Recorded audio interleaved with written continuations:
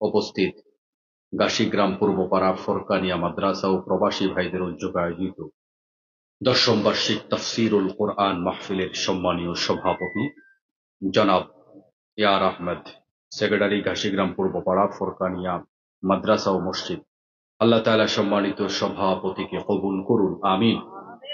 এতক্ষণ পর্যন্ত অত্যন্ত গুরুত্বপূর্ণ জ্ঞানগর্ভ আলোচনা পেশ করেছেন ঐতিহ্যবাহী চৌদ্দগ্রাম বাজার কেন্দ্রীয় জামে মসজিদের সম্মানীয় খতিব, প্রখ্যাত আলেমে দ্বীন হাফিজ মাওলানা সালমান সাদি হাফিজাহুল্লাহ। আল্লাহ তাআলা মুহতারামের হায়াতে কণ্ঠে বরকত দিয়ে পরিপূর্ণ করুন, আমিন। আলোচনা করেছেন হযরত মাওলানা ইয়াসিন সালেহী সাহেব, খতিব, জামপুর জামে মসজিদ। আল্লাহ মুহতারাম মাওলানাকে কবুল করুন, আমিন। আলোচনা করেছেন হযরত মাওলানা ইউসুফ রহমানী, আরবি প্রভাষক, জামিয়া রহমানিয়া মিয়া বাজার মাদ্রাসা ও খতিব, আব্দুল্লাহপুর কেন্দ্রীয় ঈদগাহ ও জামে মসজিদ। আল্লাহ তিনাকেও কবুল করুন, আমিন। আমি এখানে এসে অনেক ওলামায়ে কেরামকে পেয়েছি, অনেক গুরুত্বপূর্ণ মুরব্বিয়ানে কেরাম রয়েছেন যুবক ভাইরা, কচিকাচা মাসুম বাচ্চারা, পর্দার অন্তরালে অবস্থানরত মা এবং বোনেরা। আবারও আপনাদের সালাম জানাই, আসসালামু আলাইকুম ওয়া রাহমাতুল্লাহ। কেমন আছেন আপনারা? যে মালিক আমাদেরকে ভালো রেখেছেন, সুস্থ রেখেছেন, আমরা ওই মালিকের দরবারে শুকরিয়া জানাই। গতকালকে একটি দুর্ঘটনার কবলে পড়েছিলাম। গাড়ি হসপিটালে আছে, কিন্তু আল্লাহ আমাকে হসপিটাল নেয় নাই, আপনাদের কাছে নিয়ে আসছি। এটা কার ইচ্ছা? আল্লাহ পাকের ইচ্ছা। আল্লাহ তাআলা আমাদেরকে এরকম অনেক বিপদ থেকে বাঁচিয়ে দেয়। আল্লাহ চাইলে বিপদে ফেলতে পারতেন, এরকম আমাকে না, সবাইকেই তো বাঁচায় নাকি? আল্লাহ তাআলা আমাদেরকে 2024 সালে নতুন করে স্বাধীন করে দেবেন, এটা আপনাদের এখানকার কেউ কি ভেবেছিলেন? আপনাদের কেউ যেমন কল্পনা করেননি, জালেমরাও কল্পনা করেনি। এজন্য দুপুরবেলার পাকটা কিন্তু খুব ভালোই পাকাইছিল, তবে খাওয়ার টাইম পায়নি। কথা কি বুঝতে পারছেন? তাহলে ক্ষমতা দেয় কে? নেয় কে? অহংকার করা যাবে? যে আল্লাহ তাআলা আমাদেরকে সুন্দর পরিবেশ করে দিলেন মাহফিল করার জন্য, যে একটা অনুমতি আগে লাগতো, থানায় যাওয়া লাগতো। আপনাদের যাওয়া লাগছে নাকি? যাওয়া লাগে নাই। আর যদি ভবিষ্যতে এরকম মাহফিল করার জন্য আমাদেরকে থানায় পাঠায়, ওদেরকেও এরকম লাল কার্ড দেখানো হবে। আল্লাহ তাআলার কাছে মস্তক অবনত চিত্তে বিনয়ের সাথে শুকরিয়া জানাই, আলহামদুলিল্লাহ।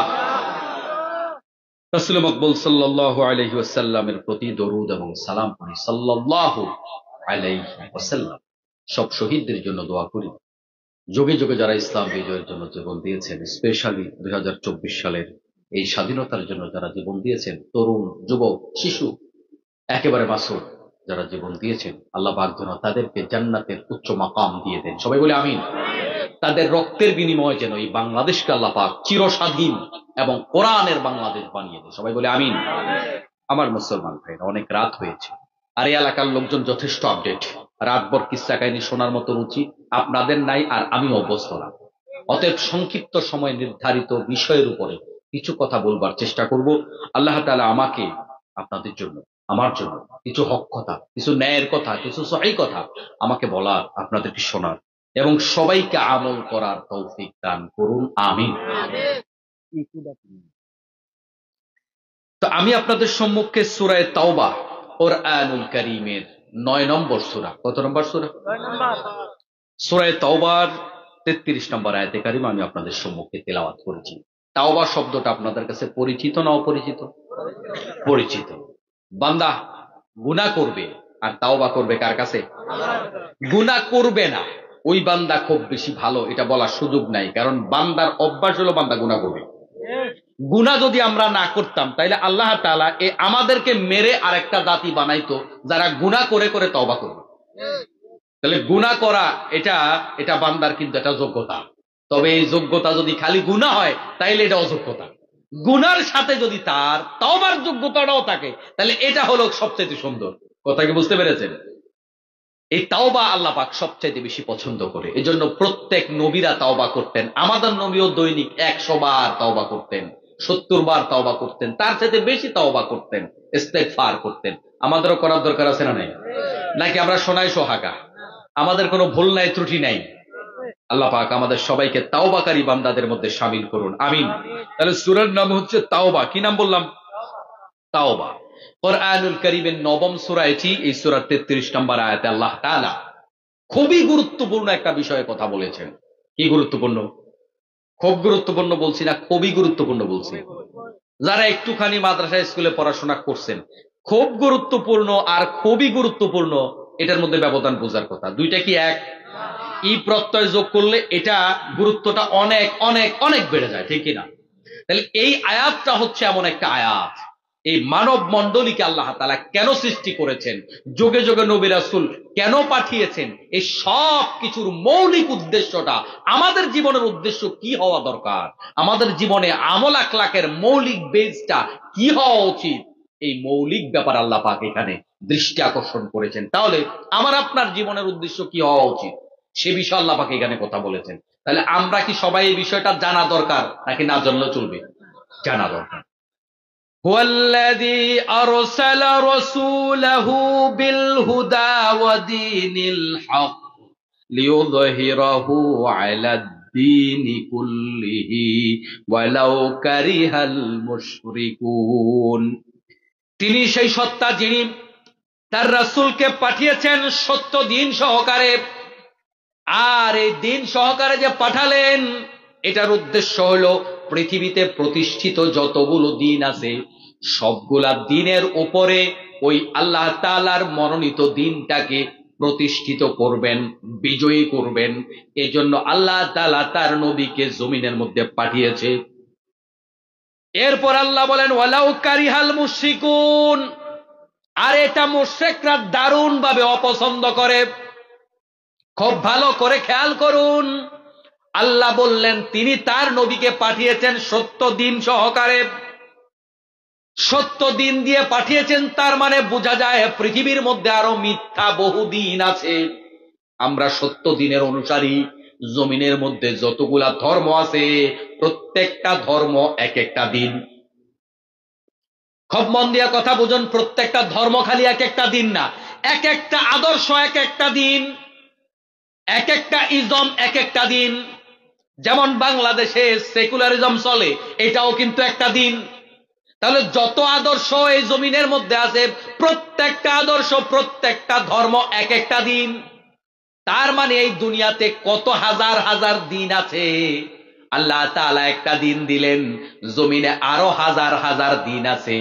এখন আল্লাহ দিনটাকে কেন দিলেন আল্লাহ তাআলা স্পষ্ট করে দিচ্ছেন। দিনটা এজন্য দেয় নাই যে ওই দিনটাও চলবো এই দিনটাও চলবো, দুইটা প্যারালাল চলবো। প্যারালাল বুঝেন? যেমন রেল লাইনের দুইটা লাইন দুইটা প্যারালাল, অর্থাৎ সব জায়গায় সমানভাবে আছে, কোথাও বেশি নাই কোথাও কম নাই, এটারে পরে প্যারালাল। আল্লাহ রাব্বুল আলামিন এই জমিনে আমাদেরকে যেই দিনটা দিলেন, যেই দিনটার ব্যাপারে আল্লাহ বলেন আল-ইয়াউমা আকমালতু লাকুম দীনাকুম ওয়া আতমামতু আলাইকুম নি'মাতি ওয়া রাদিতু লাকুমুল ইসলাম দীনা। আল্লাহ বলেন দিনকে আমি আজ পরিপূর্ণ করে দিলাম। তার মানে আমাদেরকে আল্লাহ পাক যেই দিন দিয়েছে এই দিনটা হলো পরিপূর্ণ দিন।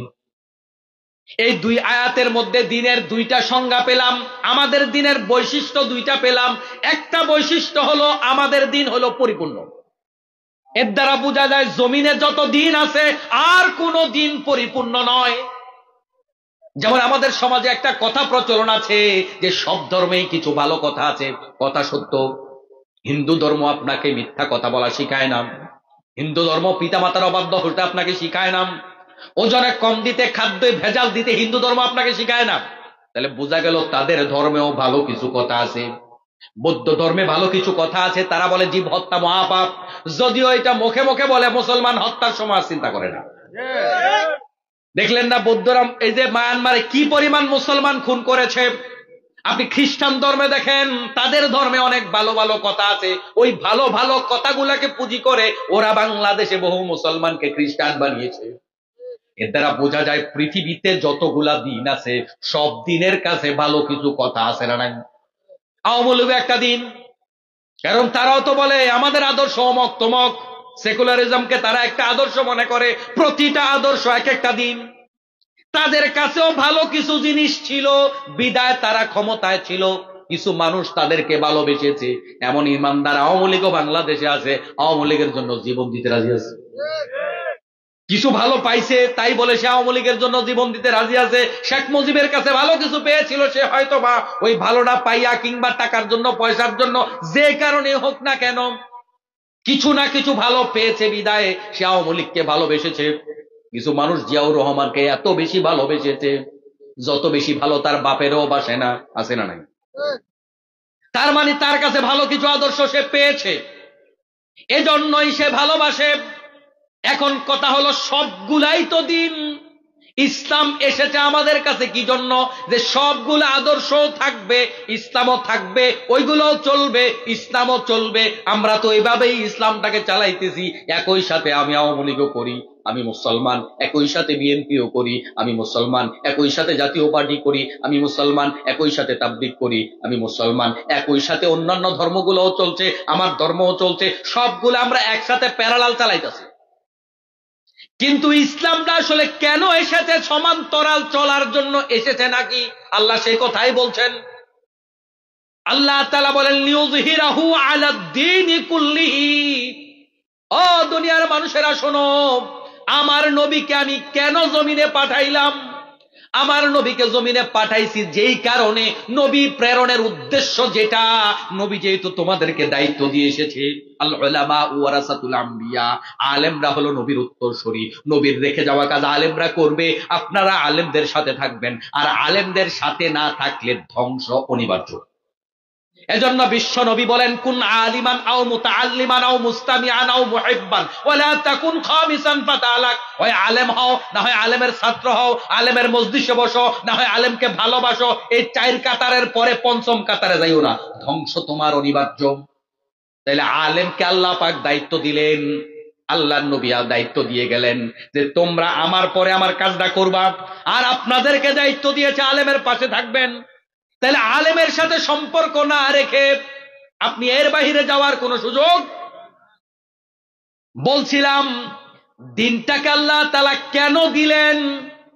নবীকে যেই কারণে আল্লাহ পাক দিন দিয়েছেন, নবীর দায়িত্ব যেটা ছিল আপনার আমার কাজটাও হবে সেটা।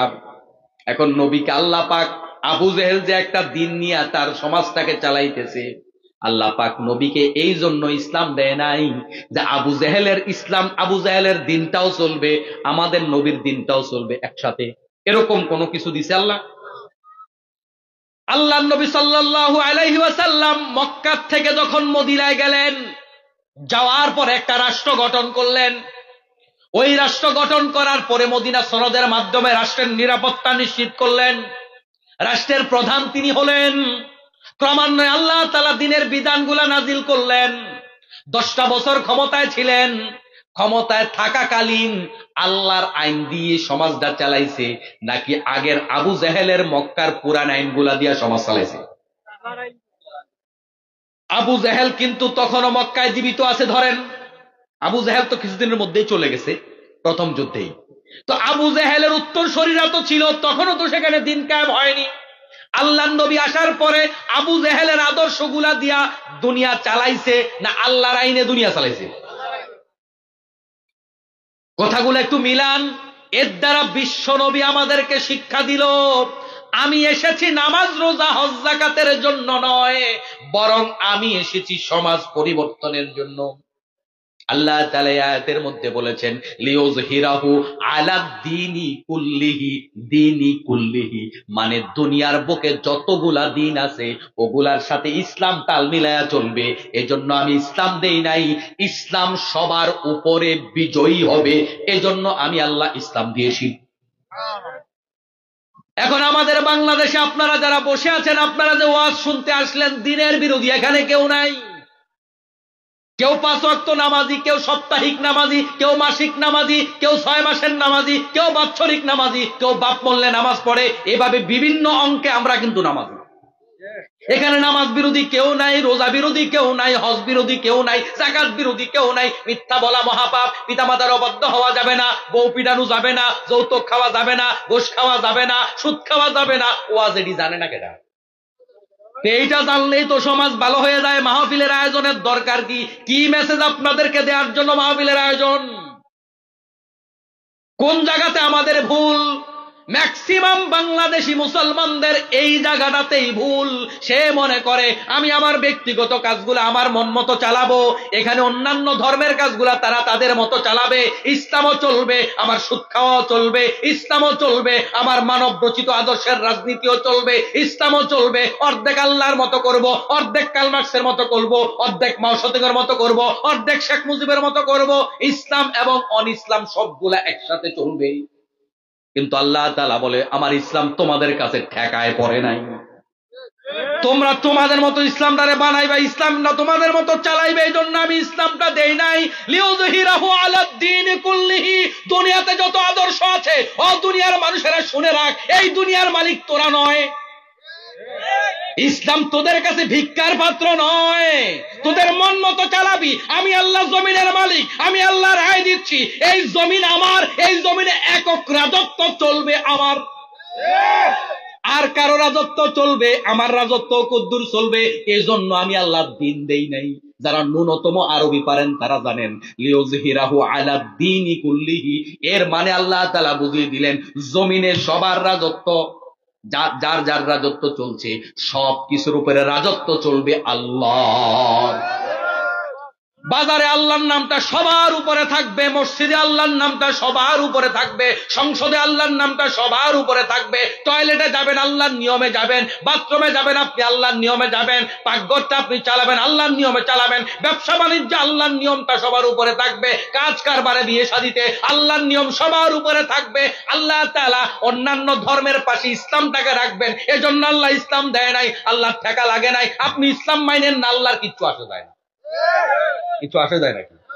আপনি ইসলাম মানলে আল্লাহর রাজত্ব আরো বাইরে যাবে নাকি? আপনি ইসলাম মানলে আল্লাহর ব্যাংক অ্যাকাউন্টে টাকা বেশি জমা হবে নাকি? গোটা দুনিয়ার সব মানুষ যদি ইসলাম না মানে আল্লাহর কিচ্ছু আসে যায় না। এমনও নবী আল্লাহ জমিনে পাঠাইছে যারা দুইজনও মোমেন বানাইতে পারে নাই, আল্লাহর কিচ্ছু হয় নাই। একজন মুমিন নাই, তাতেও আল্লাহর কিচ্ছু হয় নাই। নূহ আলাইহিস সালাম 950 বছর দাওয়াত দিছে, অল্প কয়েকজন ঈমান আনছে, আল্লাহর তাতে কি হয়েছে? বর্তমান পৃথিবীতে কোটি কোটি মানুষ, শত শত কোটি মানুষ, মাত্র অল্প কয়েকশো কোটি মানুষ ইসলামওয়ালা। এর মধ্যে আপনি খুঁজলে দেখবেন ম্যাক্সিমাম আধা ইসলাম মানে, সবাই তো ইসলাম মানে না। গোটা পৃথিবীর সব চাইতে ক্ষমতাধর প্রেসিডেন্ট, আমেরিকার প্রেসিডেন্ট আল্লাহরে মানে না, তো আল্লাহর কি হয়েছে? ইসলাম আপনি মানতে হবে আল্লাহর কথা মতো, নবীর কথা মতো। ইসলাম যেভাবে চায় আপনাকে ইসলাম সেভাবে মানতে হবে। আপনি আপনার মতো ইসলাম মানলে হবে না, ইসলামের মালিক তো আমনে না। আপনি পিসা হুজুরের মতো ইসলাম মানলে হবে না, ইসলাম পিসা ইসলামের মালিক নয়। ইসলামের ওনার যিনি, ইসলাম যিনি দিয়েছেন আর ইসলাম যিনি নিয়ে এসেছেন, তিনি ইসলামটাকে যেভাবে মানতে বলেছেন ঠিক সেভাবেই ইসলামটা মানতে হবে। আজকের গোটা আলোচনার মূল কথা আমার এটা। এখন আমরা তো সবাই ইসলাম মানি, কিন্তু ব্যবসা বাণিজ্যের ক্ষেত্রে আল্লাহর কথা আমার মনে থাকে না। আইন আদালতে তো আল্লাহর খবরই নাই, আইন বানাইছি আমরা নিজের মন মতো। আপনি বিবাহ শাদীগুলো এখন দেখলে তো বুঝাই যায় না এটা মুসলমানের বিয়া না হিন্দুর বিয়া, বুঝা যায়নি। সমাজের কোন জায়গায় আপনি আল্লাহর কথা চলে না, খালি নামাজ আমরা আল্লাহর কথা মতো পড়ি। আল্লাহ কয় এরকম ইসলামের জন্য আমি ইসলাম পাঠাইনি। লিউযহিরাহু আলা দীনি কুল্লিহি, ইসলাম যদি মানো, জান্নাতে যদি যেতে চাও, গোটা বাংলাদেশ চলবে আমার কথায়, সংসদ চলবে আমার কথায়, সচিবালয় চলবে আমার কথায়, মন্ত্রণালয় চলবে আমার কথায়, মেম্বার চলাবে, মেম্বার তার ইউনিয়ন পরিষদ ওয়ার্ড চালাবে আমার কথায়, পরিবার চলবে আমার কথায়, সব জায়গায় আমার কথাই চলবে। আমার কথার উপরে কারো কথা চলবে না। এই জন্য আমি আল্লাহ নবী দিছি। তাহলে নবীকে আল্লাহ তাআলা এই দায়িত্ব দিয়ে জমিনে পাঠাইছেন, তার মানে আমাদের দায়িত্ব সেটা। এখন আমাদের বাংলাদেশ আল্লাহর কথা মতো চলে না, মসজিদটাও তো আল্লাহর কথা মতো চলে না। কারণ মসজিদের ইমামগুলো এখন অবস্থা হইল এই, মসজিদের ইমামও নিয়োগ হয় দুর্নীতির মাধ্যমে। কয়টা গ্রামে হক্কানি ইমাম নিয়োগ দেয়, যে হুজুর হক কথা কই না, তিতা কথা কই না, ওই হুজুরে দেখবেন ইমাম হিসাবে রাখে না। যেই ইমাম সাহেব সভাপতির পা চাটতে পারবে, গোলামি করতে পারবে, ওইটারে ইমাম সাহেব হিসাবে নিয়োগ দেয়। আর গত স্বৈরাচারের আমলে ওই যে মডেল মসজিদে ইমাম সাহেব নিয়োগ করেছে, বিভিন্ন মিডিয়ার মধ্যে এসেছে, ইমাম নিয়োগ করার জন্য ঘুষ খাইছে। যেই ইমাম ঘোষ দিয়ে ইমাম হয়, এটা কি ইমাম নাকি আবু জাহেলের নাতি? এটা ইমাম হয় কেমনে? এটা আমার মুসলমান ভাইয়েরাম, আল্লাহ তাআলা বলেছেন হুয়াল্লাযী আরসালা রাসূলাহু বিল হুদা ওয়া দীনিল হক। আল্লাহ তাআলা হুদা দিয়া পাঠিয়েছেন, দ্বীনে হক দিয়ে পাঠিয়েছেন। আমাদের সৃষ্টির পেছনের দিকে একটু তাকান, আল্লাহ আমাদেরকে কেন সৃষ্টি করেছেন আপনারা সবাই জানেন। আল্লাহ ফেরেশতাদেরকে ডেকে বলেছিলেন, ও আমার ফেরেশতারা, ইন্নী জাইলুন ফিল আরদি খলিফা, আমি জমিনের মধ্যে খলিফা পাঠাইতে চাই। বলেছে কে? আরো আস্তে কোন কে বলছে?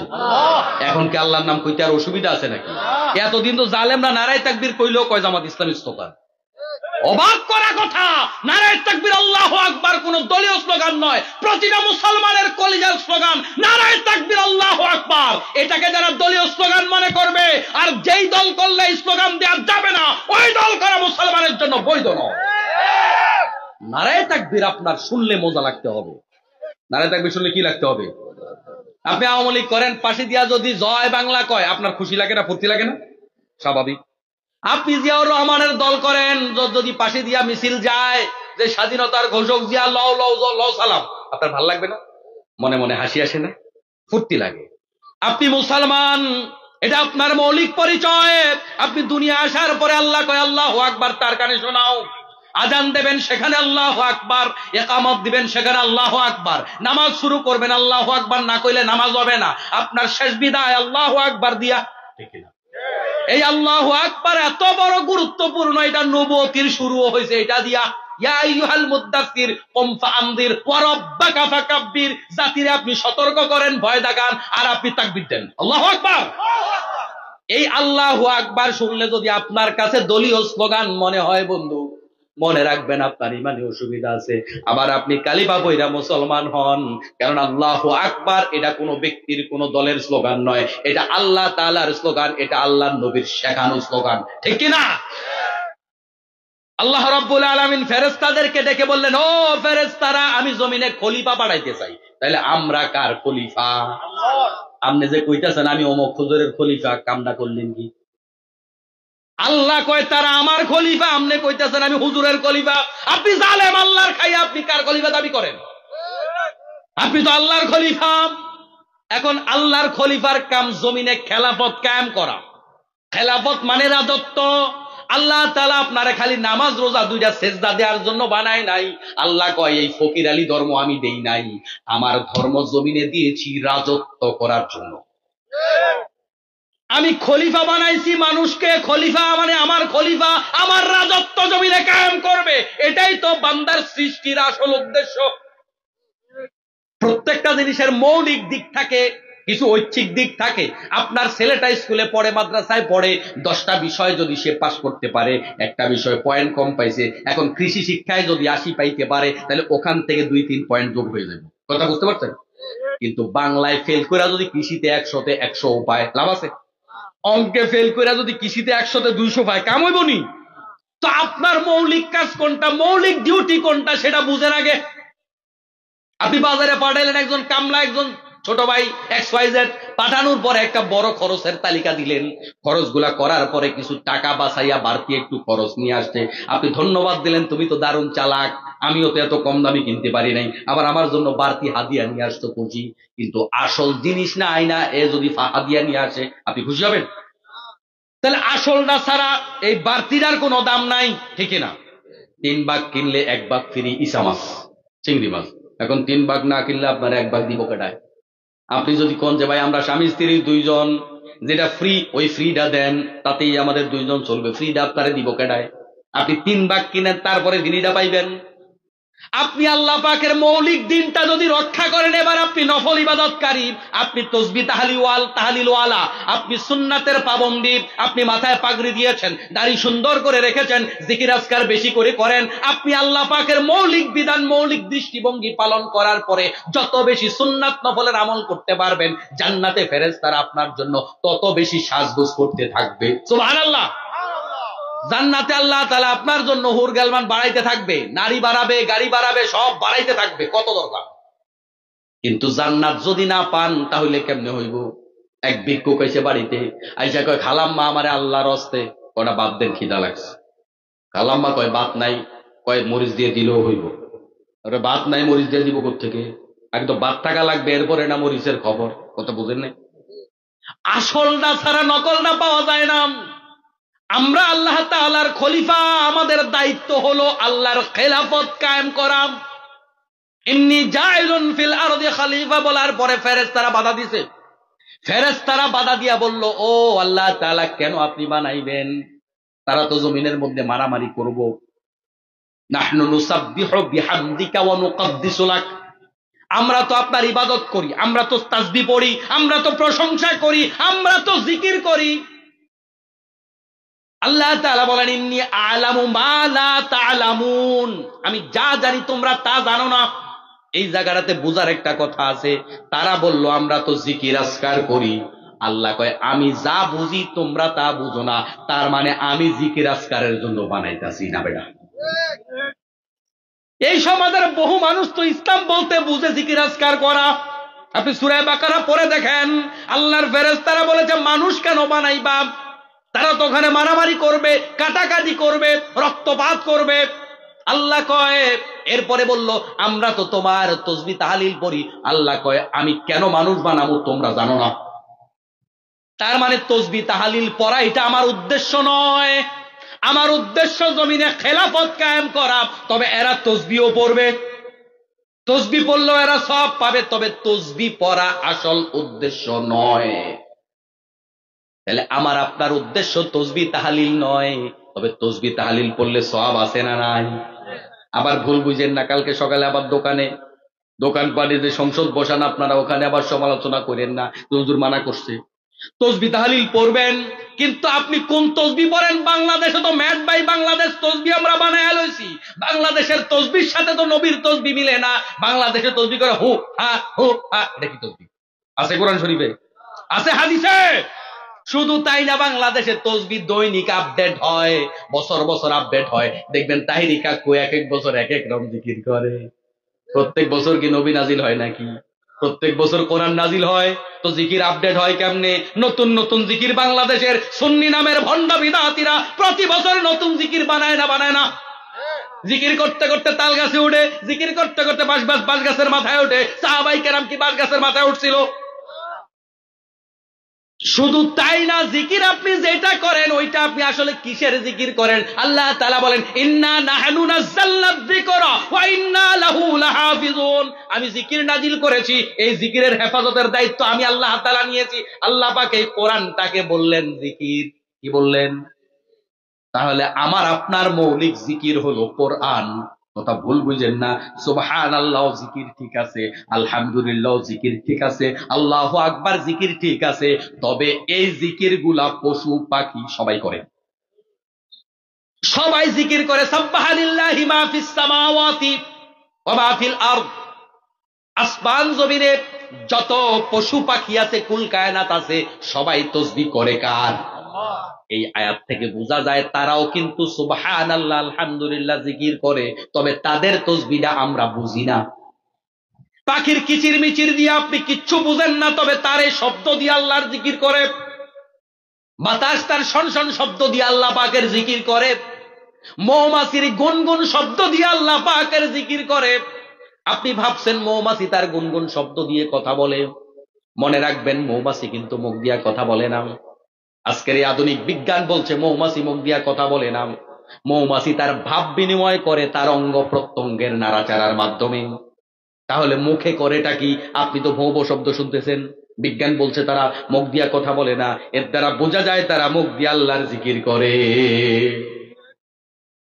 ও মুসলমান ভাইয়েরা, তাহলে সবাই যদি আল্লাহ পাকের জিকির করে, তাসবিহ পড়ে, আমরাও তাসবিহ পড়ি, সবার সাথে আমরা তো ইকুয়াল হয়ে গেলাম। কিন্তু আমরা তো ইকুয়াল না, আমরা তো স্পেশাল। ফেরেশতারা আল্লাহ পাকের প্রিয়, ওই ফেরেশতারা বাধা দেওয়ার পরেও আল্লাহ পাক আমাদেরকে বানাইলো। তাহলে আমরা সাধারণ নয়, বরং আমরা স্পেশাল।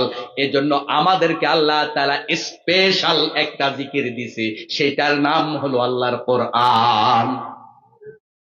বাকি জিকিরগুলা সবার জন্য কমন, এটা খালি আমাদের জন্য।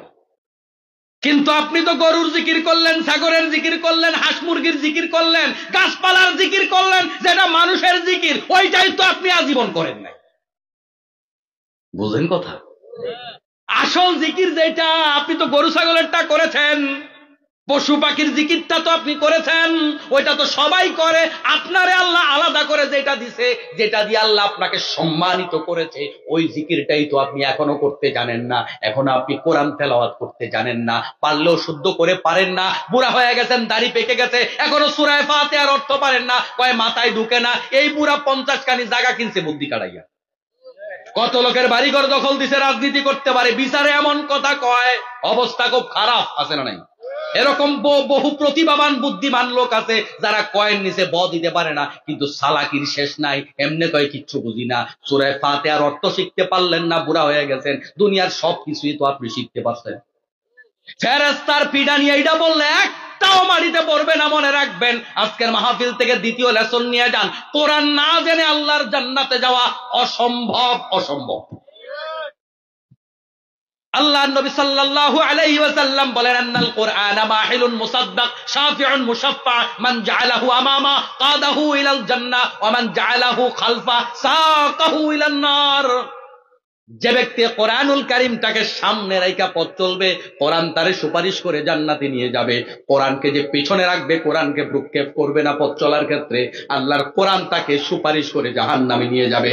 আর বিশ্বনবী গ্যারান্টি দিয়েছে যে কোরআনুল কারীমের সুপারিশ আল্লাহ কবুল করবে। কোরআন তো আপনারা চিনে না, কোরআনের সাথে আপনার সম্পর্ক নাই। কোরআন বলবে, আল্লাহ এই লোকের আমি চিনি না, আপনি কেমনে ভাবছেন নামাজ রোজা দিয়া জান্নাতে যাবেন? কোরআন তো আপনারা চিনেই না। শুধু তাই না, কোরআনুল কারীম আল্লাহর সাথে হাসরের মাঠে যখন নবীরা ইয়া নাফসি করবে, কোরআনুল কারীম হাসরের মাঠে আল্লাহর সাথে খালি সুপারিশ নয়, আল্লাহর সাথে তর্ক করবে। এত বড় ক্ষমতা আল্লাহ কোরআনকে দেবে, কোরআন আল্লাহর সাথে তর্ক করবে। আয় আল্লাহ তাআলা সূরা মুলকের ব্যাপারে হাদিস শরীফে এসেছে, সূরা মুলক আল্লাহরে বলবে, আল্লাহ এই লোক সূরা মুলকের তেলাওয়াতকারী, তাকে ছেড়ে দাও, মাফ করে দাও, নাজাত দিয়ে দাও। আল্লাহ যখন নাজাত দিতে চাইবে না, সূরা মুলক বলবে, আল্লাহ তাহলে আমার কোরআন শরীফ থেকে মুছা দাও। আল্লাহু আকবার বলবেন না? কি পাওয়ার আল্লাহ পাক কোরআনকে দিয়েছে। ওই কোরআনের সাথে আপনার বন্ধুত্ব নাই। যেই কোরআন আল্লাহর সামনে চ্যালেঞ্জ করবে, আল্লাহ বলবে যা, তোর সুপারিশ আমি আল্লাহ কবুল করলাম, ওই বান্দারে আমি আল্লাহ নাজাত দিলাম। সুবহানাল্লাহ। এখন ওই কোরআন শরীফ যদি বলে, আল্লাহ এই বান্দারে আমি চিনি নাম, সে আমার কোরআনের, তোমার যে কোরআন আমাকে যে দুনিয়ায় পাঠিয়েছ, এই কোরআনের বিরোধিতা করেছে। হুজুর যখন কোরআনের আইনের কথা কইছে, হুজুরের মাইক কাইরা লইছে, মাহফিল বন্ধ করে দিছিল। ওই বান্দারে যদি জান্নাত দাও, আমি কোরআন শরীফে তুমি ব্যান করো। এই কথা যদি কোরআন বলে, আপনার কাছে কি মনে হয় পিসা হুজুর আপনারে জান্নাতে লইয়া যাইব? কোরআন যদি কারোর বিরুদ্ধে দাঁড়ায়, তার জন্য জান্নাতে যাওয়া অসম্ভব হয়ে যাবে। এই জন্য আজকের মাহফিল থেকে এটা শিক্ষা নিয়ে যান, কোরআন যদি না পারেন আজকেই কোরআন শিক্ষা শুরু করেন। কোরআন আপনার ছেলের বউর কাছে শিখেন, নিজের বউর কাছে শিখেন, ছেলের কাছে শিখেন, মেয়ের কাছে শিখেন। দুনিয়ার কত জায়গায় টাকা খরচ করেন, ইমাম সাহেবের কাছে আইলে খালি কিপটামি করে। কত জায়গায় দেখবেন প্রতি মাসে 1000 করে ডিশ বিল দেয়, আর 20 টাকা 50 টাকা করে ইমাম সাহেবের বেতন 6 মাস বাকি হয়। আছে না নাই? এই জায়গায় কিপটামি। ছেলেরে মেয়েরে পড়ায়, নাতনিরে পড়ায়, 5000 টাকা মাসে, 10,000 টাকা মাসে প্রাইভেট টিউশনি। এগুলো আগে শহরে ছিল, এগুলো এখন গ্রামেও আছে। একটা বাচ্চা প্রাইভেট পড়ায় 10,000 টাকা, এলাকায়ও আছে এখন। ওখানে 10,000 টাকা দিবে। ইমাম সাহেবরা আপনি বলেন 1 মাস টাইম দিলাম হুজুর, আমি পরিশ্রম করতে রাজি। 1 মাসে কোরআন শরীফ শিখিয়ে দেওয়া সম্ভব? 1 মাসে শুদ্ধ করে কোরআন শিখা সম্ভব? আমার মুসলমান ভাইরা, সদিচ্ছার অভাব, সেটা আমরা করি না। বলছিলাম, আপনি জিকির তো করেন, অন্যান্য জিকির তসবিহ তাহলিল যেগুলা করেন, এগুলা তো পশু পাখি জন্তু জানোয়ার সবাই করে। আপনি জন্তু জানোয়ারের জিকিরটা করলেন ঠিক, আপনাকে আল্লাহ যে জিকির দিল আপনি সেটা করার টাইম পান নাই, ঠিক কিনা বলেন? অথচ পৃথিবীতে প্রত্যেকটা নবী রাসূল আল্লাহ রাব্বুল আলামিনের ওই দিনের প্রচারের জন্য এসেছেন। যেই দিনের কথা বলছিলাম, ওই দিন এখন আপনি মানেন ঐচ্ছিক হিসাবে। দিনটাও থাকুক, আমার রাজনীতিও চলুক, আছে না নাই? প্রিয় মুসলমান ভাইয়েরা, ফেরেশতারা যখন বিরোধিতা করলো, আল্লাহ পাক তাদের বিরোধিতা না শুনে মানুষকে বানালেন। আর ঘোষণা করে দিলেন এরা হলো জমিনের মধ্যে খলিফা, এরাই জমিনের ভিতরে আমার বিধান কায়েম করবে। এটা হলো জমিনে মানুষ পাঠানোর আসল উদ্দেশ্য। আমার মুসলমান ভাইয়েরা, প্রত্যেকটা নবী রাসূল একই কাজ করে গেছে। সূরা শূরার মধ্যে আল্লাহ রাব্বুল আলামিন বলেন, শারা'a লাকুম মিনাদ-দীন মা ওয়াসসা বিহি নূহা ওয়াল্লাযী আওহায়না ইলাইকা ওয়া মা ওয়াসাইনা বিহি ইব্রাহিমা ওয়া মূসা ওয়া ঈসা আন আকিমুদ-দীন ওয়া লা তাতাফাররাকু ফি। ও নবী, আমি আপনার জন্য বিধিবদ্ধ করে দিচ্ছি ওই দিন, যেই দিনের ব্যাপারে আমি আল্লাহ তাআলা নূহ আলাইহিস সালাতু ওয়াস সালামকে ওহী করেছিলাম। আপনাকে ওহী করছি, ইব্রাহিম আলাইহিস সালামকে ওহী করেছিলাম, মূসা আলাইহিস সালামকে ওহী করেছিলাম, ঈসা আলাইহিস সালামকে ওহী করেছিলাম। এই চারজন পয়গাম্বরের নাম বলে আল্লাহ বুঝায় এই চারজন পয়গাম্বর যেহেতু পৃথিবীর সেরা পয়গাম্বর, ফেমাস পয়গাম্বর, আল্লাহ পাকের পছন্দের পয়গাম্বর, এর মানে হলো জমিনের মধ্যে অতীতে জমিন যত নবী রাসূল এসেছে প্রত্যেকটা নবী রাসূলকে ওই একই দিনের ব্যাপারে বলেছিলাম। আমি উদাহরণ হিসেবে অনেক সময় বলি, আপনি দোকানে গেলেন, দোকানে গিয়া বললেন ভাইজান চাল কত, দোকানদার কয় 65 টাকা। গতকালকে না প্রধানমন্ত্রী গুলো 10 টাকা, আপনি যে 65 টাকা করেন। জিজ্ঞেস করলেন, দোকানদার কয় মিয়া আপনাকে সভাপতি আসিন চাপ নিছে সকালবেলা 65 টাকা করে। তা তো আপনার বিশ্বাস হইল না। দোকানদার কয় আপনাকে সভাপতি সাহেব ইয়ার আহমদ সাবু নিছে 65 করে। তা তো আপনার বিশ্বাস হইল না। আপনারে কইল যে গতকালকে যে আপনাদের প্রধান বক্তা ছিল বাড়ি যাওয়ার সময় উনিও লইয়া গেল। 4 জনের নাম কইছেন, এখন বিশ্বাস হইছে। এখন 4 জনের নাম যে কইছেন 65 কইরা বিক্রি করছে, আসলে 4 জনের নাম কইয়া কি 4 জন বুঝাইছে নাকি দোকানদার আরো বিক্রি করছে? আরো বিক্রি করছে না, কাস্টমার খালি 4 জন। এই 4 জনের নাম কইয়া বুঝাইছে মিয়া যত লোকের কাছে বেচছি সবগুলাই 65। নাম কইছি 4 জনের গুরুত্বপূর্ণ, তোমার যখন বিশ্বাস হয়। কিন্তু 4 জনের কাছে বিক্রি করি নাই, বিক্রি করছি শত শত কাস্টমারের কাছে, সবগুলাই একই দামে বিক্রি করছি। আল্লাহ তাআলা 4 জন পরিচিত পয়গাম্বরের নাম বললেন যাদেরকে আমরা চিনি, 4 জন জবরদস্ত পয়গাম্বরের নাম বললেন যেই সমস্ত পয়গাম্বররা ঈমানি পরীক্ষায় কষ্ট করে করে আল্লাহর দরবারে প্রিয় হয়েছে। ওই রকম 4 জন পয়গাম্বরের নাম দিয়ে আল্লাহ তাআলা বুঝায়, ও বাংলাদেশের মুসলমানরা শোনো, যত পয়গাম্বর জমিনে আসছিল সবাইকে আমি আল্লাহ তাআলা একই ব্যাপারে কথা বলছি। তার মানে হলো এই আদেশের ব্যাপারে কোনো কম্প্রোমাইজ চলবে না, এর বাইরে গিয়ে দিন পালন করার কোনো সুযোগ নাই। এই 4 জন পয়গাম্বরকে আমি আল্লাহ আদেশ করেছিলাম আন আকিমুদ্দিন ওয়া লা তাতাফাররাকু ফি। আমি যে ইসলাম নামক দিনটা তোমাদেরকে দিয়েছি ওই দিনটা বাংলার জমিনে কায়েম করে আসো, আর এই ব্যাপারে মত পার্থক্য চলবে না। দুনিয়ার সব ব্যাপারে মত পার্থক্য চলবে, মত পার্থক্যময় মানুষের জীবন। পারিবারিক জীবনে মত পার্থক্য আছে, আমার বউয়ের সাথে আমার রুচি মিলে না, আমি খাই জাল বেশি, হে খাই জাল কম, আমি পছন্দ করি লাল শাড়ি, হে কয় আমার নীলটা ভাল লাগে, আমি লাইট দিয়া ঘুমাইতে পছন্দ করি, হে লাইট বন্ধ করে ঘুমাইতে পছন্দ করি। ঠিক নাকি বউয়ের সাথে আপনাদের সবার মতের মিল আছে? আছে। মতের বেমিল থাকবে এটাই দুনিয়া। 2 জন মানুষ এক রুচির দুনিয়াতে নাই, আপনি পাইবেন না। আছে? আল্লাহ তাআলা বলে মতের মিল থাকবে না, সুন্নাহর আমল করবা, মুস্তাহাবের আমল করবা, তাসবিহ তাহলিলের আমল করবা, ঐচ্ছিক শাখা প্রশাখাগত আমলের বিষয়ের আমল করবা, এগুলার ব্যাপারে তোমাদের মতের ভিন্নতা থাকবে, এটা খুব স্বাভাবিক। তবে একটা ব্যাপারে মত পার্থক্য করা তোমাদের জন্য হারাম করেছি, সেটা হলো জমিন যার আইন চলবে তার। আন আকিমুদ্দিন ওয়া লা তাতাফাররাকু ফি। আল্লাহ বুঝাতে যাও বাংলার জমিনের আওয়ামী লীগেরা শোনো, বিএনপিরা শোনো, জাতীয় পার্টি শোনো, জামাত ইসলাম, সুন্নি, তাবলিগ, পাবলিক, সালসিনা, চরমনাই, সবাই শোনো। আমলের ব্যাপারে তোমাদের মধ্যে অনেক ভিন্নতা থাকবে, রাজনৈতিক চিন্তার ব্যাপারে ভিন্নতা থাকবে, দেশের বিভিন্ন ইস্যু নিয়ে তোমাদের কথা থাকতে পারে, তবে একটা ব্যাপারে দলমত নির্বিশেষে কথা বলা হারাম। সবার উদ্দেশ্য একটাই হবে, আমি কেন বেঁচে আছি? আল্লাহর এই জমিনে আল্লাহর দিন কায়েমের জন্য বেঁচে আছি। আমার বাবা কেন বেঁচে আছে? দিন কায়েমের জন্য বেঁচে আছে। আমার ছেলেকে আমি সেটা বুঝ দিয়ে যাব, তুমি বেঁচে থাকবা দিন কায়েমের জন্য। এটাই হবে মুমিনের জীবনের মিশন এবং ভিশন।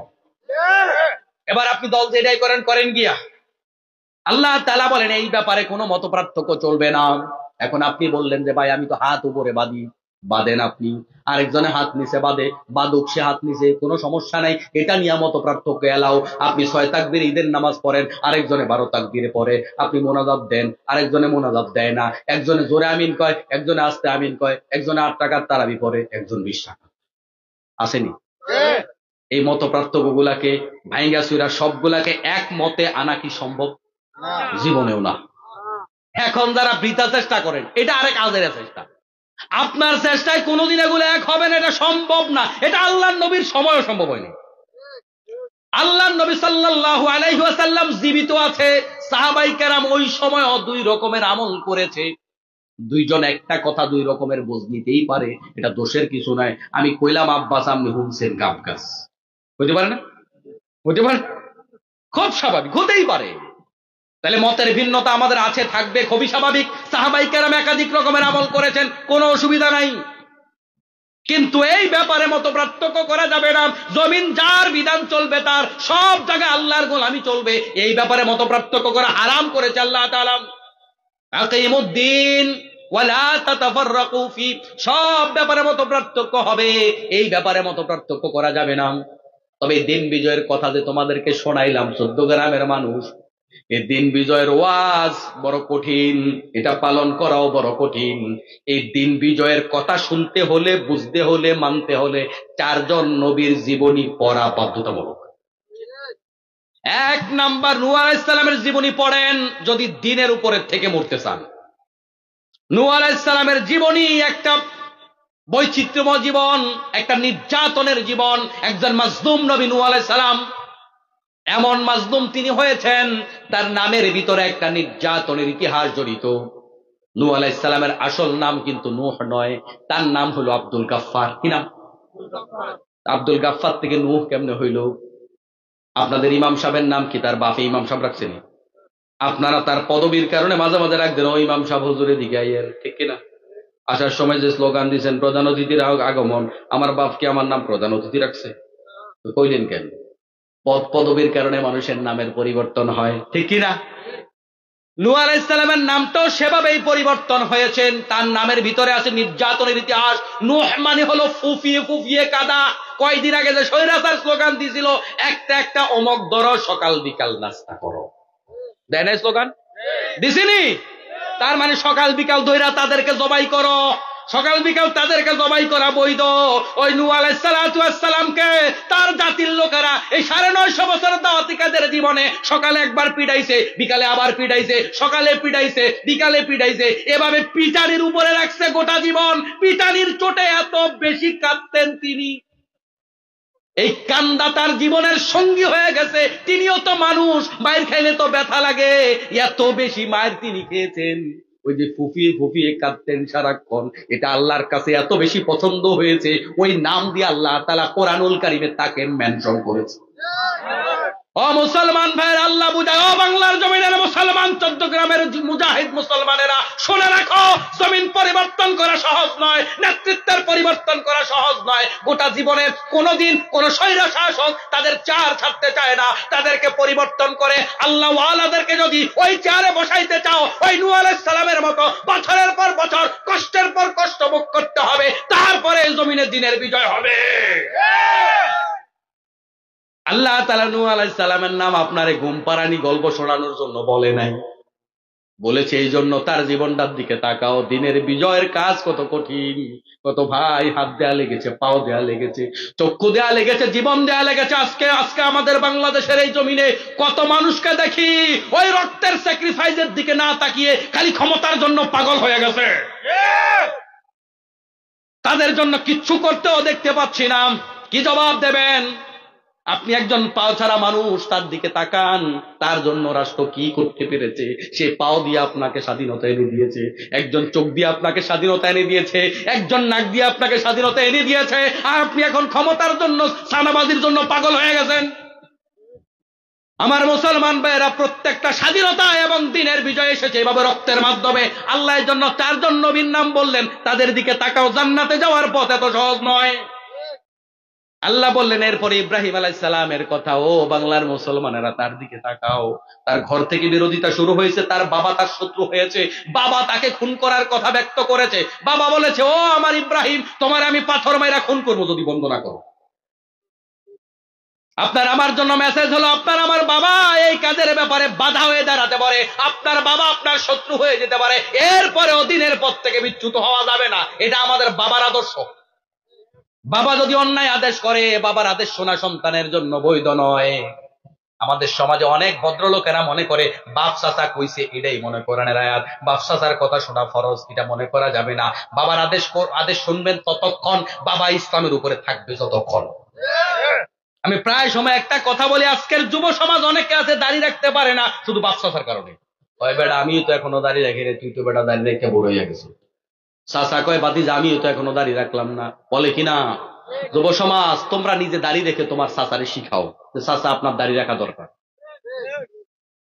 আমার মুসলমান ভাইরা, ইব্রাহিম আলাইহিস সালাম কত কঠিন পরীক্ষার মুখোমুখি হলেন। ওয়াইদ বিতালা ইব্রাহিম রাব্বুহু বিকালিমাতিন ফাআতাম্মাহুন্না। আল্লাহ তাআলা ইব্রাহিম আলাইহিস সালামকে কত কঠিন কঠিন পরীক্ষা করলেন, একটাতেও আল্লাহ বলেন ফেল করে নাই, সবগুলাতে পাস করেছে। ইন্নী আরা ফিল মানামি আন্নী আযবাহুকা, আমি স্বপ্নে দেখছি ইসমাইল তোমারে জবাই করতেছি। 80 বছর বয়সে আল্লাহ সন্তান দিলেন, দাড়ি চুল সব পাকা, স্ত্রী হইল বন্দা, পোলাটা কেবল একটু বড় হয়েছে, কথা বলতে শিখছে, দৌড়াইতে শিখছে, এখন মায়া একটু বেশি লাগে। আল্লাহ কয় জবাই কর। এটা কি সোজা? আপনার সাথে মিলায় দেখেন, নিজের সাথে একটু মিলায় দেখেন।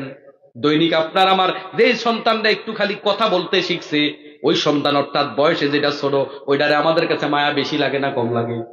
দৈনিক একবার কথা না বললে মন টান টান করে, তাও সন্তান হইলো একটা, হয়েছে বুড়া কালে। এমত অবস্থায় সন্তানরা যখন কথা বলতে শিখেছে, মায়া তখন বেশি। আল্লাহ কয় এবার জবাই করে। মুসলমান ভাইরা, ইব্রাহিম আলাইহিস সালাম কোন ইতস্ত করেননি, সন্তানকে বললেন ফানজুর মা তারা, ইসমাইল চিন্তা করে দেখো কি করবো। ইসমাইল কয় আল্লাহ যা কইছে সবটা করেন। আল্লাহু আকবার। সাতাজিদুনি ইনশাআল্লাহু মিনাস সাবিরিন। ইসমাইল কয় আমি পালায়া যাব না, আমার হাত পা বেঁধে জবাই করা লাগবে না, আমি তো তোমার সন্তান, তুমি যেমন আমিও তেমন। আমি যদি পালায়া যাই কিংবা আমাকে যদি হাত পা বেঁধে জবাই করো, তাহলে প্রমাণ হবে আমাকে জোর করে জবাই করেছো। অতএব হাত বাঁধা লাগবে না, পাও বাঁধা লাগবে না, কিচ্ছু বাঁধা লাগবে না, তুমি আমাকে ধৈর্যশীলদের কাতারে পাবে। সুবহানাল্লাহ। মুসলমান ভাইয়ের, এই গল্পগুলো আল্লাহ কেন শোনাচ্ছে? আপনি মজা পাওয়ার জন্য নয়, এগুলো আপনার আমার জীবনে ঘটতে পারে। ইব্রাহিম আলাইহিস সালামকে আগুনে নিক্ষেপ করে দেওয়া হলো, আদর্শ থেকে এক চুল পরিমাণ বিচ্যুত হয় নাই। অতএব ইব্রাহিমের সন্তানরা, তাদের কাছে কত বড় অফার আসবে আর কত বড় জুলুম হবে। বাংলার জমিনে কত জুলুম হয়েছে আল্লামার উপরে। বাংলার জমিন ইসলামিক স্কলারদের মুখের মধ্যে প্রস্রাব করে দেওয়া হয়েছে, হাতের নখগুলা উপড়ে ফেলা হয়েছে, জীবন্ত মানুষের চোখে আঙ্গুল দেওয়া হয়েছে, জীবন্ত মানুষকে চরকার মধ্যে ঘোরানো হয়েছে, জীবন্ত মানুষগুলাকে একেবারে শুধুমাত্র শ্বাসটা টিকে আছে, অন্ধকার সে আয়না করে বছরের পর বছর রেখে পায়খানা খাওয়াইছে, পচা খাবার খাওয়াইছে, কত কষ্ট না তাদেরকে দিয়েছে। কোন স্বার্থে নয়, তাদেরকে বলা হয়েছে বের হও, মন্ত্রী বানায়া দেব। বুড়ো আঙ্গুল দেখাইছে তারা ওদের মন্ত্রিত্বের লোভের কাছে। তাদের মন্ত্রিত্বের লোভ এই সমস্ত আল্লাহ ওয়ালাদের কাছে এক আনার দাম নাই। মনে করেছে ফাঁসির রায় দিলে সারেন্ডার করবে, আর ফাঁসির রায় দেওয়ার পরে ওই আল্লাহ ওয়ালারা বলেছে, ও আমার কলিজার টুকরা সন্তানরা, আমারে বলো জামা কোন ডাকায় দিয়া ফাঁসির রশির কাছে। আল্লাহু আকবার।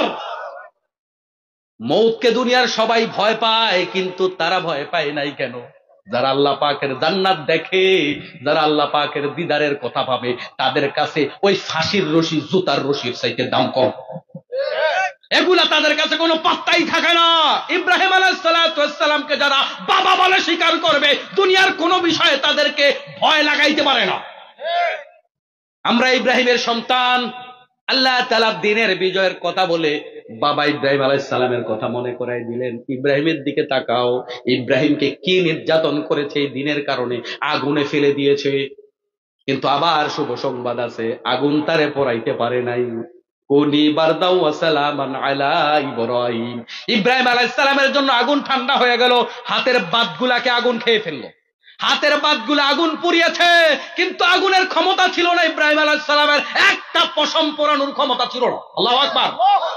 পশম পোড়ানোর ক্ষমতা নাই, কিন্তু বাতগুলা পোড়ায় দিয়েছে। ইব্রাহিম আলাইহিস সালাম বুড়াকালে নায়নাতপুরের কাছে গল্প করতেন আর বলতেন, যে কয়দিন নমরুদের ওই আগুনের ভিতরে ছিলাম, আমার জীবনের সবচাইতে সুখী সময় এইটা। সুবহানাল্লাহ বলবেন না? এই জন্য নির্যাতনের সময়টা আলেমদের কাছে, আল্লাহ ওয়ালাদের কাছে কষ্টের নয়, এগুলা তৃপ্তির। আয় আল্লাহ, তোমার জন্য আমি ত্যাগ করেছি।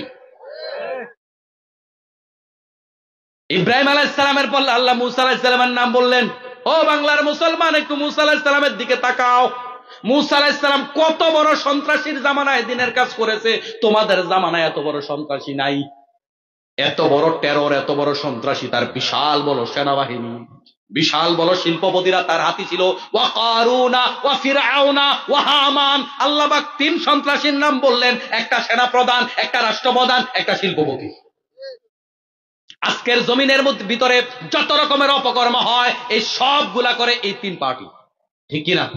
সেনাপ্রধান, রাষ্ট্রপ্রধান আর শিল্পপতিরা, তারাই তো করে সব অপকর্ম। আল্লাহ রাব্বুল আলামিন সবার আগে বললেন, ইযহাব ইলা ফিরআউনা ইন্নাহু তাগা। ফিরআউন সীমা লঙ্ঘন করেছে, মুসা তার কাছে যাও। তার কাছে যাওয়া ভয়ের কারণ আছে না নাই? আছে। এত কি ভদ্রলোক নাকি? সবচাইতে বড় টেরর আল্লাহ কয় তার কাছে যাও। দিনের বিজয় দেরি হয়ে যাইতেছে। বাংলাদেশের সব মানুষ দিন মানলেও সেখানে দিন বিজয় করা বড় কঠিন। একটা বড় চেহারের লোক যদি ভালো হয়ে যায়, দেশের চেহারার পরিবর্তন হয়ে যাবে। এর জন্য ফেরাউনের আমলে হাজার হাজার লাখ লাখ মানুষ আছে, কোটি মানুষ আছে, তাদের কাছে না পারাই আল্লাহ কয় সোজা ফেরাউনের কাছে যাও। এই এক শয়তান ভালো হইয়া গেলে গোটা দেশ ভালো। এজন্য ওই চেয়ারটার ভেতরে ভালো মানুষ বসানোর দরকার আছে না নাই? কথা বলেন না, আছে না নাই? আমরা ডান দেখেছি, বাম দেখেছি, সামনে পেছনে সকল দলকে আমাদের দেখাছে। অতএব আমরা চাই আগামীর বাংলাদেশ, যে রক্তের বিনিময়ে আমরা নতুন করে পেয়েছি, সেই বাংলাদেশের আগামীর নেতৃত্ব আমরা তুলে দেব একজন আল্লাহওয়ালা, দেশপ্রেমিক, নামাজি, ফরহেজগার লোকের হাতে, ঠিক কিনা? তাহলেই আমাদের বাংলাদেশ সঠিক রাস্তায় থাকবে।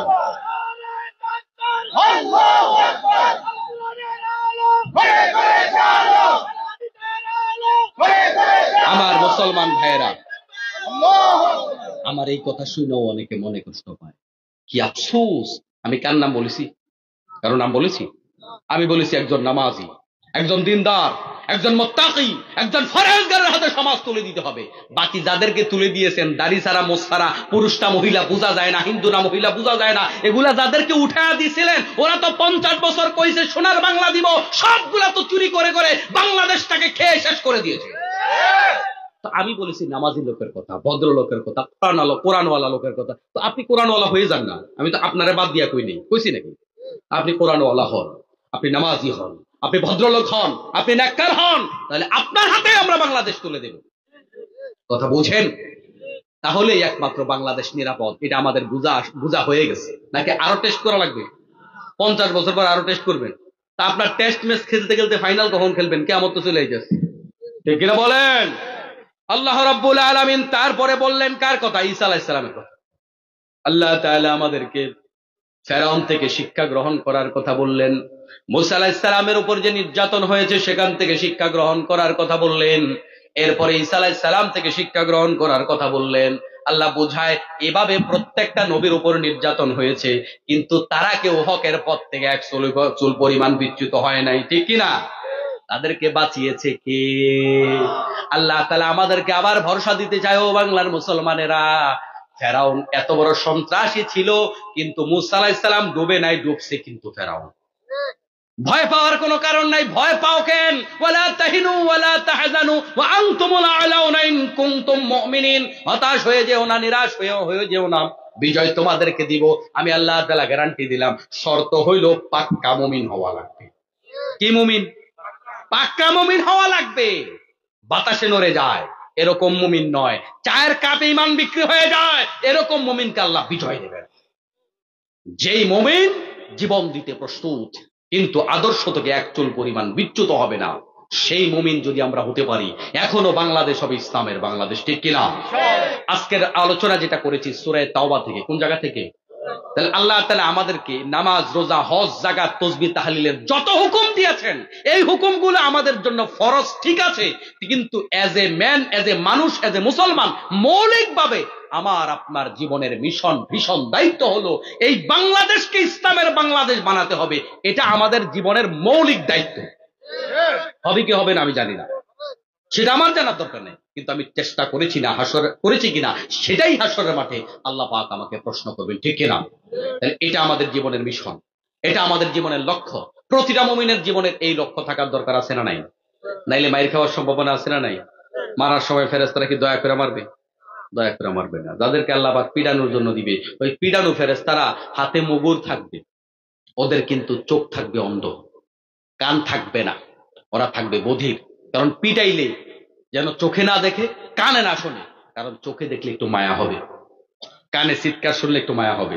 এজন্য আল্লাহ ফেরেশতারাতে মুগুর দিয়া ওর চোখও নেবেন, কানও নেবেন, অর্থাৎ চোখ নাই কান নাই, ওই ফেরেশতা পিঠাবে। এই জন্য আমার মুসলমান ভাইয়েরা, আমরা চাই আগামীর এই বাংলাদেশটা, আমরা এত রক্তের বিনিময় পেয়েছি, এটা আর কোনো বাটপারের হাতে যেন না যায়, ঠিক কিনা? তাইলে আমাদের দেশও সেভ হবে, স্বাধীনতাও রক্ষা হবে। কারণ দেশের বিরুদ্ধে ভারত ষড়যন্ত্র করছে, টের পাচ্ছেন তো আপনারা? ষড়যন্ত্র করতেছে না? আমরাও স্পষ্ট, আমরা তাদের পণ্য ব্যবহার করব না, আমরা ওখানে যাব না। না গেলে কি হবে? না গেলে কি হবে? তাদের দেশকে আমাদের দেশের চাইতে সুন্দর। আপনারা যারা দরকারে গেছেন সেটা ভিন্ন কথা, শোনেন, ওদের ওখানে গেলে কি হয়? দাদা খেয়ে এসেছেন না যেয়ে খাবেন, বুঝেন কিছু? আর আমরা রাস্তাঘাটের লোক একটা বলে, আরে ভাই আসেন, ঘরে আসেন, খান। আর ওরা বলে যে দাদা খেয়ে এসেছেন না যেয়ে খাবেন। মেহমানদের অবস্থা বুঝেন? এ হলো ওদের মেহমানদারি। কি পরিমাণ খাসরা! আপনি একটা জায়গার কথা জিজ্ঞেস করেন, ওরা আপনারা বলে দেবে না। আমি কিন্তু প্রমাণ, মানে আমি কিন্তু নিজে চাক্ষুষ, আমি জানি, আমি গিয়েছি তো। ওরা যায় 100 গ্রাম মাছ কেনার জন্য, 50 গ্রাম গোস্ত কিনতে, আর আমাদের এলাকার লোকজন 10 কেজি কিনে নিয়ে আসে, 20 কেজি কিনে নিয়ে আসে। এই বেটা বড় কোনটা, ওইটা দে আমারে, ঠিক কিনা? এটা করতে সাহস লাগে, আর এই সাহস তো আছে খালি মুসলমানের কলিজায় মিয়া। কথা বুঝেন নাই? আমাদের যে কলিজা, ওরা তো আমাদের কাছেও নাই। রাষ্ট্র বড় তাই আর কি। দক্ষিণ এশিয়ার কোন রাষ্ট্র 2 আনা দিয়েও মূল্যায়ন করে না কার কি হয়েছে, কার কি হয়েছে, কিচ্ছু হয় নাই। আমাদেরকে তোমরা ফ্রি দাও নাকি কোনটা? আমরা আমদানি করি টাকা দিয়া, বরং 2 টাকা বেশি দিয়ে আমদানি করি।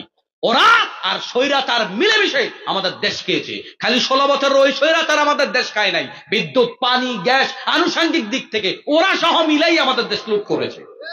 বরং ওদের সাথে লেনদেন না করলে আমাদের দেশ আগায়া যাবে। সাময়িক কষ্ট হবে, কারণ একটা লেনদেন স্বাভাবিক গতিতে ছিল, সেটা ব্রেক হয়েছে, একটু কষ্ট হবে, এই কষ্টটা সহ্য করতে হবে। কিছু লোক আছে ধৈর্য নাই, 250 টাকা দিয়া পেঁয়াজ কিনা খাইছে, কোনো অসুবিধা নাই। কিন্তু 100 টাকা হইলে এখন ইউনুসরে গালিগালাজ শুরু করে, আছে না নাই? ধৈর্য ধরেন, সাহায্য করেন। আবার তারাও যদি ভুল রেখে যায়, সেখানেও আমরা আন্দোলন করবো, অসুবিধা নেই। আমরা চাই আমাদের এই সুন্দর সবুজ দেশটা যদি বাঁচে, তাহলে ইসলাম বাঁচবে। দেশ না বাঁচলে ইসলাম বাঁচবে? দেশ ফিলিস্তিন হয়ে গেলে ইসলাম থাকবে? তাহলে দেশটা বাঁচানোর সবগুলা মুমিনের দায়িত্ব আছে না নাই? এটার জন্য দলমত নির্বিশেষে ঐক্যবদ্ধ। পাশের হিন্দু ভাইয়েরা আছে, বৌদ্ধরা আছে, খ্রিস্টানরা আছে, এদেরকে বুঝাতে হবে তোমরা আমাদের কাছে নিরাপদ, তোমরা আমাদের পাশের ভাই, প্রতিবেশী। দেশ তোমাদের, দেশ আমাদের, সবার দেশ। তোমরা সংখ্যালঘু নও, আমি যেমন এই দেশের নাগরিক, তুমিও এই দেশের নাগরিক।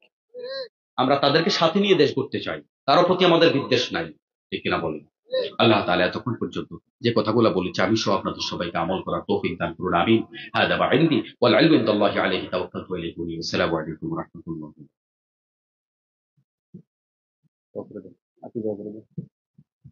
আর কোন কথা? হুম,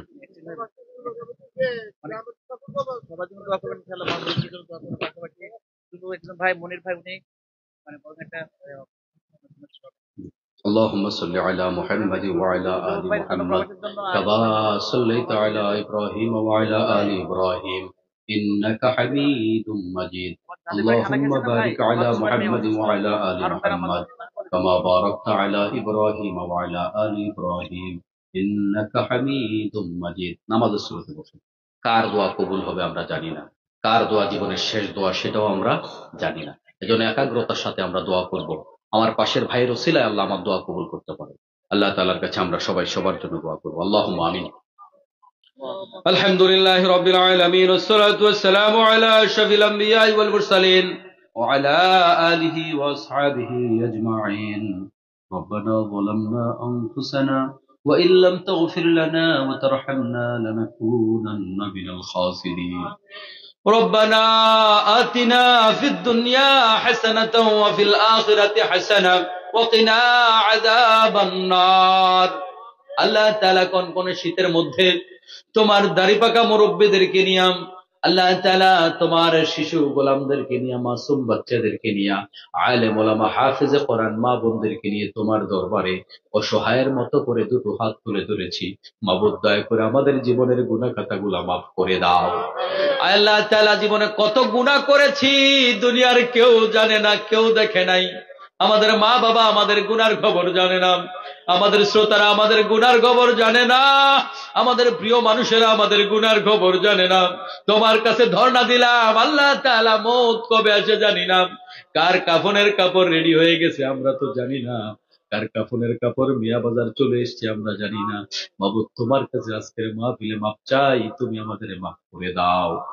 আল্লাহ তাআলা, তুমি আমাদের মাফ না করলে আর কে মাফ করবে? তোমার তো অনেক গোলাম আছে, আমাদের আর কোনো মনিব নাই। তোমার অনেক, তোমাকে ডাকার মতো কত কত বান্দা আছে, আমাদের তো আর ক্ষমা চাওয়ার মতো কোনো মাবুদ নাই। ও মাবুদ, তুমি আমাদেরকে আগুনে পোড়াইলে তোমার কোনো লাভ হবে না, আমাদেরকে কষ্ট দিলে তোমার কোনো লাভ হবে না, আমাদেরকে জাহান্নামে দিলে তোমার কোনো ফায়দা হবে না, আমাদেরকে মাফ করে দিলে তোমার কোনো ক্ষতি হবে না। মাবুদ, দয়া করে আমাদের সবার জীবনের গুনাহ খাতাগুলা মাফ করে দাও। আল্লাহ তাআলা, আমাদের মা বাবাকে তুমি মাফ করে দাও। যেই বাবা কষ্ট করে করে আমাদেরকে বড় করেছে, নিজের সুখের চিন্তা করে নাই, যৌবনের গুরুত্বপূর্ণ সময় আমাদেরকে মানুষ করতে গিয়ে আল্লাহ তাআলা দিনকে দিন বলে নাই, রাতকে রাত বলে নাই, ওই বাবা ওই মায়ের জীবনের গুনাহ খাতাগুলা মাফ করে দাও। যেই মা নিজের মুখে খাবার না দিয়ে আমাদের মুখে খাবার তুলে দিয়েছিল, নিজে ক্ষুধা নিয়েও বলেছিল বাবা ক্ষুধা লাগে নাই, গোশতের টুকরাটা আমাদের মুখে তুলে দিয়েছিল, ওই মা বাবার জীবনের পাপ গুলাকে মাফ করে দাও। ওই মা বাবা যার কবরে চলে গেছে তাদের কবরটাকে জান্নাতের টুকরা বানায় দাও।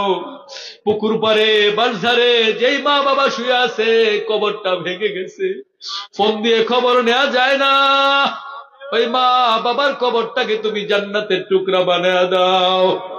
আল্লাহ তাআলা, যাদের মা বাবা অসুস্থ তুমি দয়া করে সুস্থ করে দাও। আমার মা বাবা অসুস্থ, আল্লাহ তুমি সুস্থ হায়াত দিয়ে দাও। আমাদের সবার সন্তানগুলোকে দিনদার পরহেজগার মুত্তাকি বানাও। আমাদের সন্তানগুলা দিয়ে আমাদেরকে পরকালে বেইজ্জতি করো না, আমাদের সন্তানগুলা দিয়ে আমাদেরকে দুনিয়ায় বেইজ্জতি করো না। আমাদের সন্তানগুলাকে নেককার বানাও, মুত্তাকিদের ইমাম বানাও।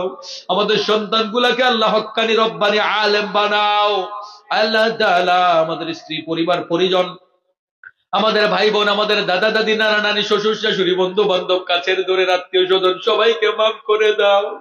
আল্লাহ তাআলা, আমাদের দাদা দাদিকে মাফ করে দাও, আমাদের নানা নানিকে মাফ করে দাও। কত আদর করতো, এখন আমরা আমাদের ব্যস্ত জীবনে মনেও করি না। আমাদের জন্য বাড়ি রেখে গেল, আমাদের জন্য ঘর বাড়ি রেখে গেল, কত কিছু রেখে গেল। আল্লাহ, ওই দাদা দাদির খবরটাকে তুমি জান্নাত বানায় দাও, নানা নানিকে মাফ করে দাও। আল্লাহ তাআলা, যারা শহীদ হয়েছে 2024 সালে, সেই আবু সাইদ মুগ্ধ, তুমি তাদের মাফ করে দাও, তাদেরকে শাহাদাতের মর্যাদা দিয়া দাও। আল্লাহ, তোমার কাছে আজকে ভিক্ষা চাই, তাদের এই রক্তের বিনিময়ে বাংলাদেশকে কোরআনের বাংলাদেশ বানাও। আল্লামা সাঈদীর রক্তের বিনিময়ে এই বাংলাকে কোরআনের বাংলা বানাও। আয় আল্লাহ তাআলা, কত ভাই হাত দিয়েছে, পাও দিয়েছে, তাদের পুরস্কার আমরা কি দিয়ে দেব? তাদের পরিবারের পরিজনকে আমরা কি দিয়ে সান্ত্বনা দেব? আল্লাহ তাআলা, তুমি তাদেরকে ধৈর্য দিয়ে দাও। তাদের এই ত্যাগের বিনিময়ে বাংলাদেশকে আজীবন স্বাধীনতার সাথে দ্বীনের সাথে চলার তৌফিক দিয়ে দাও। আজকের আয়োজন যারা করেছেন, শোনার জন্য যারা এসেছেন, যারা বুদ্ধি দিয়েছেন, পরামর্শ দিয়েছেন, টাকা দিয়েছেন, পয়সা দিয়েছেন, বিশেষ করে প্রবাসী ভাইরা আজকের মাহফিলের জন্য যে ত্যাগ করেছেন, সবার কষ্টগুলোকে আমাদের জন্য নাজাতের ওসিলা বানায়া দাও। আমাদের কয়েকজন ভাই দোয়া চেয়েছেন অসুস্থ, আল্লাহ তুমি তো সবার নাম জানো, তুমি দয়া করে মনির ভাই সহ আরো যারা যারা দোয়া চেয়েছেন, রব্বুল আলামিন শিফায়ে কামিলা আজেলা দিয়া দাও। বিশেষ করে বাচ্চু ভাইয়ের মেয়ে অসুস্থ, আল্লাহ তুমি সুস্থ করে দাও। আরেকজন ভাই তার সন্তানের জন্য বারবার করে দোয়া চেয়েছেন, আল্লাহ তুমি সুস্থ করে দাও। হারুন ভাইয়ের আম্মা অসুস্থ, আল্লাহ শিফায়ে কামিলা আজেলা দিয়া দাও। রব্বুল আলামিন, তোমার তো জানা আছে অনেক ভাইরাই দোয়া চেয়েছে আশায় আজকের মাহফিলে দোয়া কবুল হতে পারে। মাবুদ, তুমি তাদের মনের নেক মাকাসাদ গুলা পুরা করে দাও। রব্বুল আলামিন আরো অনেক ভাই অসুস্থ, জাফর ভাই সহ আল্লাহ তুমি শিফায়ে কামেলা দাও। আল্লাহ তাআলা এই জমিনের মাটির নিচে যত মুমিন মুমিনাত শুয়ে আছে সবার কবরটাকে জান্নাত বানায়া দাও। মাহফিলের আল্লাহ তাআলা এই মাহফিলটাকে কিয়ামত পর্যন্ত দায়েম এবং কায়েম রাখো। মাদ্রাসা মসজিদ এই মহল্লাকে কবুল করে নাও রব্বুল আলামিন। এই মসজিদের ইমাম সাহেব, আজকের মাদ্রাসার সব, আজকের এই মাহফিলের সভাপতি থেকে শুরু করে কমিটি, যুবক ভাইয়েরা, মুরব্বীরা সবাইকে আল্লাহ তুমি কবুল করে নাও। মা বোনদেরকে কবুল করে নাও। আমাদের অসুস্থতা গুলো দূর করে দাও। যাদের সন্তান নাই সন্তান দিয়া দাও। যাদের অভাব আছে অভাব দূর করে দাও। মিথ্যা মামলা থেকে আল্লাহ তাদেরকে হেফাজত করে দাও। আল্লাহ মনের নেক মাকসাদ গুলা পুরা করে আল্লাহ তাআলা আমাদের গোটা জীবনকে আল্লাহ নূর দিয়ে মুনাওয়ার করে দাও। আমাদেরকে নেককার পরহেজগার মুত্তাকি বানায় দাও। আমাদেরকে গীবত শেখাত পরনিন্দা থেকে হেফাজত করো। রব্বির হামহুমা কামা রব্বায়ানি সগীরা। রব্বির হামহুমা কামা রব্বায়ানি সগীরা। আল্লাহ তাআলা তোমার ওই কালো ঘর, আল্লাহ তাআলা ওই কালো ঘর না দেখাইয়া আমাদের কাউকে দুনিয়ার থেকে বিদায় করিও না। বারবার তোমার ওই কালো ঘরটা দেখার তৌফিক দিয়ে দাও। তোমার হাবিবের কবরের পাশে দাঁড়িয়ে বারবার সালাম দেওয়ার তৌফিক দাও। আয় আল্লাহ তাআলা আমাদের এই কাকুতি মিনতিগুলা কবুল করে নাও। খালি হাতে আমাদেরকে ফিরায় দিও না। রব্বুল ইজ্জাত, আমরা আশা করে হাত নামাই, তুমি আমাদের দোয়াগুলোকে কবুল আর মঞ্জুর করে নিয়েছো। রব্বানা তাকাব্বাল মিন্না ইন্নাকা আনতাস সামিউল আলিম ওয়া তুব আলাইনা ইন্নাকা আনতাত তাওয়াবুর রহিম। সুবহান রাব্বিকা রাব্বিল ইজ্জাতি আম্মা ইয়াসিফুন ওয়া সালামুন আলাল মুরসালিন ওয়ালহামদুলিল্লাহি রাব্বিল আলামিন।